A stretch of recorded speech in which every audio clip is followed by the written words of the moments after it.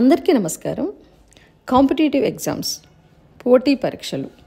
ఈ పోటీ పరీక్షలలో సక్సెస్ సాధించాలని అందరికీ ఉంటుంది. ఒక మంచి ఉద్యోగం సాధించుకోవాలి, మంచి లైఫ్ ఉండాలి అని అందరికీ ఉంటుంది. కానీ కొంతమంది సక్సెస్ అవుతున్నారు, కొంతమంది ఫెయిల్ అవుతున్నారు. మరి మనం సక్సెస్ కావాలి అంటే మన ప్రిపరేషన్ విధానం ఎలా ఉండాలి అనేది చూద్దాం. ఇక్కడ కాంపిటేటివ్ ఎగ్జామ్స్ ప్రిపేర్ అవ్వడము అనేది రెండు రకాలుగా ఉంటుంది. అంటే ఇక్కడ కాంపిటేటివ్ ఎగ్జామ్స్ అంటే యూపీఎస్సీ లెవెల్ కావచ్చు, సెంట్రల్ గవర్నమెంట్ పోస్టులు అయినటువంటి ఎస్ఎస్సి, ఆర్ఆర్బి, బ్యాంక్ ఎగ్జామ్స్ కావచ్చు, లేదా పోలీస్ డిపార్ట్మెంట్ రిక్రూట్మెంట్ కావచ్చు, డిఎస్సి రిక్రూట్మెంట్ కావచ్చు, లేదా groups state level APPSC, TSPSC recruitment కావచ్చు, యూపీఎస్సీ రిక్రూట్మెంట్, ఇలా ఎన్ని రకాల కాంపిటేటివ్ ఎగ్జామ్స్ ఉంటాయి.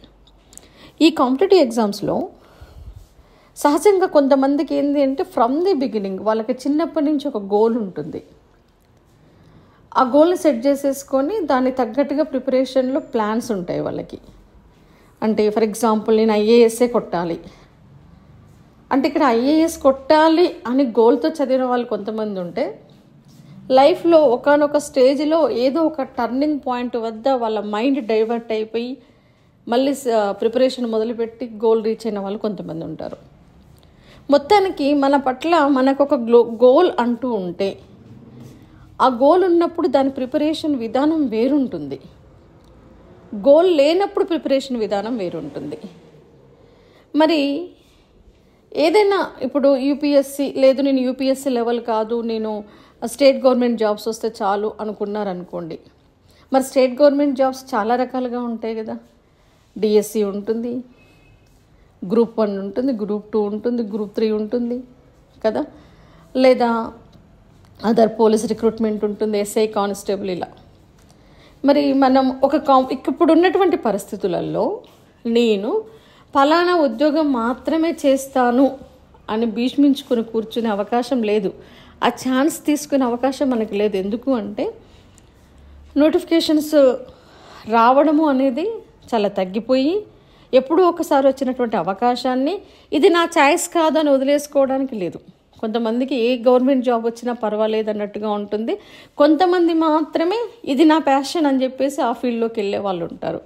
ఇప్పుడు నాకు ఫర్ ఎగ్జాంపుల్ నేను లెక్చరర్నే కావాలి, లేదా నేను ఒక అసిస్టెంట్ ప్రొఫెసర్నే కావాలి, లేదా నేను ఒక జూనియర్ లెక్చరర్నే కావాలి అనుకునే వాళ్ళు దానికి కట్టుబడి దానికోసం చదివే వాళ్ళు కొంతమంది ఉంటే, ఏ జాబ్ వచ్చినా పర్వాలేదు అనుకునే వాళ్ళు ఏం చేస్తారు, లెక్చరర్ జాబ్ వచ్చినా రాస్తారు, పోస్ట్ గ్రాడ్యుయేషన్ కంప్లీట్ అయ్యి ఉండి అర్హత ఉంటే గ్రూప్స్ పడ్డా రాస్తారు. కాబట్టి ఇప్పుడు ఏంటి అంటే ఏ నోటిఫికేషన్ వచ్చినా మనం సక్సెస్ కావాలి అనేది ముందు గోల్గా పెట్టుకోవాలి. మీరు ఫలానా అని కాదు, ఓకేనా. ఒకవేళ మీకు ఇప్పుడు సివిల్స్ టార్గెట్గా ఉంది, యూపీఎస్సీ రాయాలి అనుకున్న వాళ్ళు ఆ స్ట్రాటజీలో వెళ్ళిపోతుంటారు, ఓకేనా. ఎస్ఎస్సి రాయాలి, ఎస్ఎస్సి మాత్రమే రాయాలి, నేను ఇందులోనే సక్సెస్ కావాలి, ఒకసారి కాకపోతే 4 సార్లు ప్రయత్నం చేస్తాను అనుకునే వాళ్ళు అదే వేలో వెళ్ళిపోతారు. అలాగే బ్యాంకింగ్ ఎగ్జామ్స్ కోసమే కొంతమంది కష్టపడుతుంటారు, వాళ్ళు అదే ట్రాక్లో వెళ్ళిపోతారు. ఎందుకంటే అది వాళ్ళ ఫైనల్ వాళ్ళ గోల్ అదే. ఇంకా వాళ్ళు కొంచెం డైవర్ట్ కాలేరు, నేను ఇదే చేస్తా అనుకుంటారు. అలా ఒకసారి కాకపోతే 2 సార్లు 3 సార్లు. ఇప్పుడు నా దృష్టిలో చాలామంది ఉన్నారు బ్యాంక్ ఎగ్జామ్స్ 3-4 సార్లు అటెంప్ట్స్ ఇచ్చి ఫైనల్గా సక్సెస్ అయిన వాళ్ళు, ఎస్ఎస్సి ఎగ్జామ్స్ 3-4 సార్లు అటెంప్ట్స్ ఇచ్చి ఫైనల్గా సక్సెస్ అయిన వాళ్ళు, సివిల్స్ కూడా అలాగే అటెంప్ట్స్ ఇచ్చి ఫైనల్గా సక్సెస్ అయిన వాళ్ళని మనం చూస్తుంటాం. అది ఇంకా వాళ్ళకి ఫైనల్ గోల్ రీచ్ అవుతారు. ఒకవేళ రీచ్ కాలేకపోయినా ఆ లెవెల్లో వాళ్ళ గోల్ కోసం వాళ్ళు కష్టపడతారు. కాబట్టి యూపీఎస్సీ లెవెల్లో చదివిన వాళ్ళు స్టేట్ లెవెల్ ఎగ్జామ్స్ని ఈజీగా సక్సెస్ కాగలుగుతారు. అంటే గ్రూప్ 2నో గ్రూప్ 1నో ఇలాగా అంటే కొంత సిలబస్ మార్చి కొంత కష్టపడే తత్వం ఉంది. కాబట్టి అది కాకపోయినా ఏదో అంటే మన హైయెస్ట్ పీక్ లెవెల్ గోల్ పెట్టుకుంటే ఏదో ఒకటి సాధించవచ్చు అన్నది ఇక్కడ మనకి ఇంప్లిమెంట్ అవుతుంది. అలా కాదు, స్టేట్ గవర్నమెంట్ జాబ్స్కి ఈ రకరకాల నోటిఫికేషన్స్ పడుతుంటాయి కదా, మరి వీటికి నేను ఎలా ప్రిపేర్ అవ్వాలి, ఏది పడ్డా నేను సక్సెస్ కావాలి అనుకునే వాళ్ళు మరి ఎలా చదవాలి? ఇక్కడ మళ్ళీ 2 రకాలుగా తయారవుతాం ఈ ఆస్పిరెంట్స్. ఒకటి, ఏదో ఒక నోటిఫికేషన్ ఎప్పుడో ఒకసారి వస్తుంది కదా, ఆ వచ్చినప్పుడు నేను సక్సెస్ కావాలి అని ప్రిపరేషన్ని డైలీ ఒక రొటీన్ వర్క్ లాగా, ఒక దినచర్యలాగా మార్చుకొని దానికి ఒక ప్రత్యేకమైన టైం టేబుల్ పెట్టుకొని, ఒక ప్రణాళిక చేసుకొని, రోజువారీ జీవితంలో భాగంగా దాన్ని భాగం చేసుకొని చదివే వాళ్ళు కొంతమంది ఉంటే, నోటిఫికేషన్ వచ్చినప్పుడు చూద్దాంలే అనేవాళ్ళు మళ్ళీ కొంతమంది ఉంటారు. ఇక్కడ మళ్ళీ ఎవరు సక్సెస్ అవుతారు అంటే, ప్రిపరేషన్ని దినచర్యలో భాగం చేసుకున్న వాళ్ళు సక్సెస్ అవుతారు. వాళ్ళకి సక్సెస్ రేట్ ఎక్కువగా ఉంటుంది. నోటిఫికేషన్స్ వచ్చినప్పుడు చూద్దాంలే అనుకునే వాళ్ళకి మళ్ళీ టైం తగ్గుతుంది. ఈ లక్షల్లో వేలల్లో కాంపిటీటర్స్ కనపడుతుంటారు. వీళ్ళతో నేను పోటీ పడనా అనే ఒక టెన్షన్ వస్తుంది. ఆ టెన్షన్తో కాన్ఫిడెన్స్ లెవెల్స్ తగ్గుతాయి. ఆ టెన్షన్లో గ్రాస్పింగ్ పవర్ తగ్గుతుంది. ఇంకా అన్ని రకాలుగా డ్యామేజ్ అవుతుంది. అయితే ఒక విషయం గుర్తుపెట్టుకోండి, మీరు ఆల్రెడీ చదివిన వాళ్ళు, లేదా ఇప్పుడు చదువుతున్న వాళ్ళు, గ్రాడ్యుయేషన్ కంప్లీట్ అయిన వాళ్ళు, లేదా ఇంకా చదువుతున్న వాళ్ళు కావచ్చు, లేదా ఆల్రెడీ కాంపిటేటివ్ సెక్టార్లో ఉన్నవాళ్ళు, ఆల్రెడీ రాస్తూ ఉన్న వాళ్ళు, ప్రయత్నాలు చేస్తున్నటువంటి వాళ్ళు ఎవరైనా కావచ్చు. మీరు సక్సెస్ కావాలి అంటే ప్రిపరేషన్ని మీ దినచర్యలో భాగం చేసుకోవాల్సిందే. దీని మీద నేను గతంలో ఒక వీడియో చేశాను. నిజానికి ఇప్పుడున్న పరిస్థితుల్లో చాలామంది మళ్ళీ ఎదుర్కొంటున్నటువంటి మానసిక సంఘర్షణ ఇదే. కాబట్టి మళ్ళీ నేను ఈ వీడియో చేయాల్సి వచ్చింది. ఏంటి అంటే, ఫర్ ఎగ్జాంపుల్ డిఎస్సి పడుతుంది. డిఎస్సి విషయానికి వస్తే, టీచర్ కావాలి నేను అనుకునే వాళ్ళు మాత్రమే బీఈడి చేస్తారు. ఏదో టైంపాస్కి అయితే బీఎడ్ చేయరు కదా. అంటే టీచింగ్ మీద ఇంట్రెస్ట్ ఉండి డిఎస్సిలో జాబ్ కొట్టుకొని ఒక గవర్నమెంట్ జాబ్ టీచర్ని కావాలి, లేదంటే ఒక ప్రైవేట్ టీచర్ని కావాలి, ఏదో ఒక టీచింగ్ మీద ప్యాషన్ ఉన్న వాళ్ళు మాత్రమే డిఎస్సి చేస్తారు. మరి ఇప్పుడు నేను డిఎస్సికి ప్రిపేర్ కావాలా వద్దా? మెగా డిఎస్సి అంటున్నారు, లేదా ఏపీలో డిఎస్సి అంటున్నారు, లేదా తెలంగాణలో డిఎస్సి అంటున్నారు. ఇది వస్తుందా లేదా? సరే, వస్తుందని నేను చదివానే అనుకో, వస్తుందో రాదు. ఇలా ఈ సందిగ్ధమైనటువంటి మైండ్ సెట్ తోటి ప్రిపేర్ అయితే మనం చదివి కూడా లాభం ఉండదు. కాబట్టి మీ గోల్ డిఎస్సి సాధించడమే అయితే కనుక మీకు వేరే ఆప్షన్ లేదు. ఇంకా ఇప్పుడు నోటిఫికేషన్ రాలేదు ఇంకా. సో రానప్పుడు కూడా మీరు ఏం చేయాలి? మీరు డైలీ మీ సిలబస్ని, ఇప్పుడు ఎస్జిటీలు ఉన్నారు, ఎస్జిటి పోస్టుకు ప్రిపేర్ అవుతున్న వాళ్ళు ఉంటే కనుక ఫస్ట్ మీరు ఏ క్లాస్, 3rd క్లాస్ నుంచి 10th క్లాస్ వరకు మొదలుపెట్టి ఒక్కొక్క సబ్జెక్టు మీద మీరు మీకు దాని మీద మంచి గ్రిప్ వచ్చేదాకా చదువుతూ ప్రాక్టీస్ చేస్తూ, సో మిగతా సబ్జెక్ట్స్ అని ఒక కాంటెంట్ ఒకటే ఉండదు కదా, సైకాలజీ, పెడగాజీ ఇవన్నీ ఉంటాయి కదా, ఇవన్నీ ప్రిపేర్ అవుతూ, సో దాని మీద మీకు ఒక విషయం గుర్తుపెట్టుకోండి, మీరు చదువుతూ ఉండి ఆల్రెడీ నోటిఫికేషన్ వచ్చేసరికి మీ ప్రిపరేషన్ 1 or 2 times కంప్లీట్ అయ్యి ఉందనుకోండి, మీ కాన్ఫిడెన్స్ పెరుగుతుంది. ఆ కాన్ఫిడెన్సే మీకు బూస్టప్ ఇస్తుంది, బూస్ట్ చేసి మిమ్మల్ని ముందుకు నడిపిస్తుంది. అంటే చాలా లింక్ ఉంటుంది వీటికి. అంటే నేను ఆల్రెడీ చదివేశాను అనే ఒక ఉత్సాహము మిమ్మల్ని ఇంకా ముందుకు నడిపిస్తుంది. నోటిఫికేషన్ వచ్చేసరికి మీ ప్రిపరేషన్ అయిపోయింది, అమ్మయ్య నేను ఆల్రెడీ చదివేశాను, ఇంకా నేను రివిజన్ చేసుకోవచ్చు. ఇలాంటి కాన్ఫిడెన్స్ లెవెల్స్ ఏం చేస్తాయి అంటే మీకు ముందుకు నడిపిస్తూ బాగా చదివి దాన్ని ఏమంటారు, ఒక టెంపోను మీకు కంటిన్యూ చేస్తాయి. కాబట్టి మీకు ఒకవేళ డిఎస్సి కొట్టడమే మీ లక్ష్యం అయితే మీరు ప్రిపరేషన్లో ఉండండి అంతే. ఇంకా నోటిఫికేషన్ కోసం చూడకండి, అది మన చేతిలో లేదు. కానీ వచ్చిన తర్వాత జాబ్ కొట్టాలి అనే లక్ష్యం ఉంది చూసారా, అది మీ చేతిలో ఉంది. అంటే తక్కువ టైం నోటిఫికేషన్ వచ్చిందాక వెయిట్ చేసి గాబరా పడుతూ, ఆ లక్షల మందిని, వేల మందిని చూసి టెన్షన్ పడుతూ ఆ కాన్ఫిడెన్స్ని పోగొట్టుకోవడం కంటే నాకు ఒక పోస్ట్ రావాలి. ఇంకా చాలామందిని చూస్తుంటాం, నోటిఫికేషన్లో 10 పోస్టులు ఉన్నాయి, 5 పోస్టులు ఉన్నాయి, 3 పోస్టులు ఉన్నాయి. ఇవన్నీ మీకు అనవసరం. మీకు కావాల్సింది ఏంటి? ఒక్కటే పోస్టు. మీరు 10 పోస్టులలో అయితే మీరు ఉద్యోగం చేయరు కదా, ఒక్కటే పోస్టు. ఒక్క పోస్టు నాకే కావాలి, ఆ ఉంటే ఆ ఒక్కటి నాదే అన్నంత కాన్ఫిడెన్స్గా, కసిగా, పట్టుదలగా మీరు చదవండి, ప్రిపరేషన్ మొదలు పెట్టండి.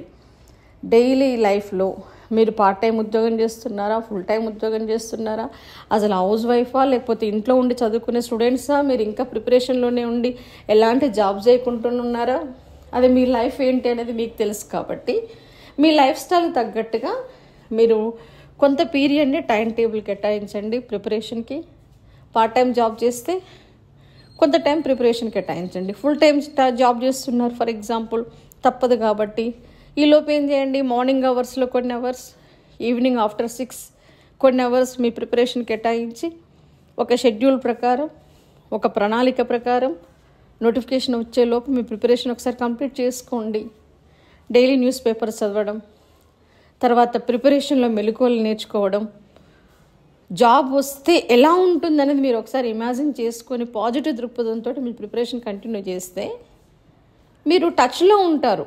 టచ్లో ఉన్నప్పుడు, టచ్లో లేనప్పుడు ఉండే మానసిక స్థితి వేరే ఉంటుంది. కాబట్టి సో మీ మోడ్ ఆఫ్ లైఫ్కి తగ్గట్టుగా మీ ప్రిపరేషన్ ప్లానింగ్ చేసుకొని మీ ప్రిపరేషన్ కంటిన్యూ చేయండి. ఇక రెండోది గ్రూప్స్ కోసం ప్రిపేర్ అయ్యేవాళ్ళు. గ్రూప్స్ అంటే ఇక్కడ గ్రూప్ 1 కావచ్చు, గ్రూప్ 2 కావచ్చు, ఏమో గ్రూప్ 3 పడితే గ్రూప్ 3, గ్రూప్ 4. ఎప్పుడు కూడా మీరు నోటిఫికేషన్ వచ్చాకనే మొదలు పెడతాము అనే దాన్ని వదిలేయండి. ఇప్పుడు గ్రూప్ 2 పోస్ట్ పోన్ అయింది, అవుతుందో లేదో, గ్రూప్ 1 మళ్ళీ నోటిఫికేషన్ వస్తుందో లేదో, ఈ సందేహాలన్నీ పక్కన పెట్టండి. ఎందుకు అంటే కాలం గడుస్తూనే ఉంటుంది. ఉదయం అయింది, 10 గంటలైంది, మధ్యాహ్నం అయింది, ఈవినింగ్ అవుతుంది, ఈరోజు గడిచిపోయి ఫర్ ఎగ్జాంపుల్ ఈ డేట్ ఏంటి, ఈ 28 జనవరి అనేది వెళ్ళిపోయి మనకు తెలియకుండానే 29th కూడా మనం ఎంటర్ అవుతాం.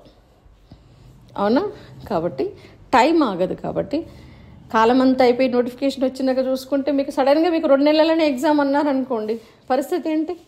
3 నెలలనే ఎగ్జామ్ అన్నారనుకోండి, పరిస్థితి ఏంటి? అప్పుడు ఆ టైం సరిపోదని మళ్ళీ మీరే టెన్షన్ పడతారు. ఆ టెన్షన్లో మీరు చదివింది కూడా మీ మైండ్కి ఎక్కదు. టైం ఉన్నప్పుడే దాన్ని సద్వినియోగం చేసుకోవాలి. నోటిఫికేషన్స్, డేట్స్ వీటి గురించి ఆలోచించకుండా ప్రిపరేషన్ని మీరు బలోపేతం చేసుకోండి. అలాగే ఒక్క ప్రిపరేషన్తో అనేక ఉద్యోగాలకి మనం చెక్ పెట్టవచ్చు. అంటే మీరు చదవడమే ఒక ప్లాన్ ప్రకారం. ఇప్పుడు గ్రూప్ 1, గ్రూప్ 2 సిలబస్ కలుస్తుంది, స్క్రీనింగ్ టెస్ట్ సేమ్ ఉంటుంది రెండింటికి సిలబస్. కాబట్టి మీరు చదివేటప్పుడే ఇదే సిలబస్ని గ్రూప్ 1లో అయితే ఎలా చదవాలి, గ్రూప్ 2 కోసం అయితే ఎలా చదవాలి, ఇలా ప్లాన్ చేసుకొని చదవండి. అలా చేసుకున్నప్పుడు ఆ రెండింటి లెవెల్లో చదివారు అంటే ఆటోమేటిక్గా మీరు అంతకంటే క్రింది స్థాయి క్యాడర్కి సంబంధించిన ఏ ఉద్యోగ నోటిఫికేషన్లో అయినా మీరు సక్సెస్ కాగలుగుతారు కదా.